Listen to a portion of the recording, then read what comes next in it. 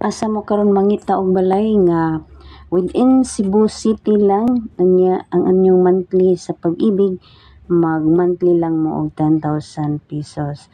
So ari na ta sa Cebu City Grand Residences, Ginaliw, Cebu City.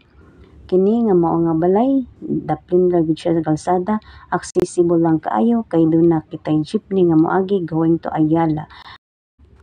Mao ni ang atong nasa sulod na ata sa atong ground floor. Naani diri ang living area, dining area, na natay kitchen. Og napod tay diri toilet and bath diri sa silong, ingon man natay space pa sa luyo. Okay, inquire na mga higala samtang napatay available nga unit og ingon man napata sa opening price sa pagkakaron. Og arita sa taas, sakata sa taas para makita pod ninyo ang ang second floor, which is na diri ang atong duha ka kwarto. Una nga kwarto, mao ni ang atong unang kwarto. Good for small family, 2 bedrooms sa mangyud.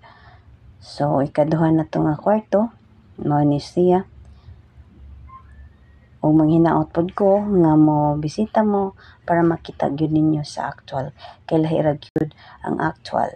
O ako pong ipakita kaninyo ang ato ang sample sa pag-furnish sa mga unit.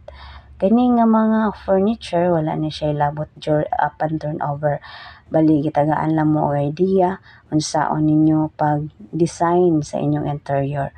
Pwede ra sad mo mokopya sa mao nga design, o pwede ra sad mo palit sa mga furniture sa ato ang developer, kay doon na naman sila yung mga furnitures nga mga baligya. So mao kini ang ato ang service area sa luyo. Busa mga higala, ayaw pagdugay samtang naapatay available nga unit. Nindot ra gyud kaayo ni siya kay within the city lang, accessible lang gyud sa malls, eskwelahan, labi na karon nga nanatay Asian College of Technology na sa Pitos. So one ride na gyud kay along the road ra ni siya nga subdivision.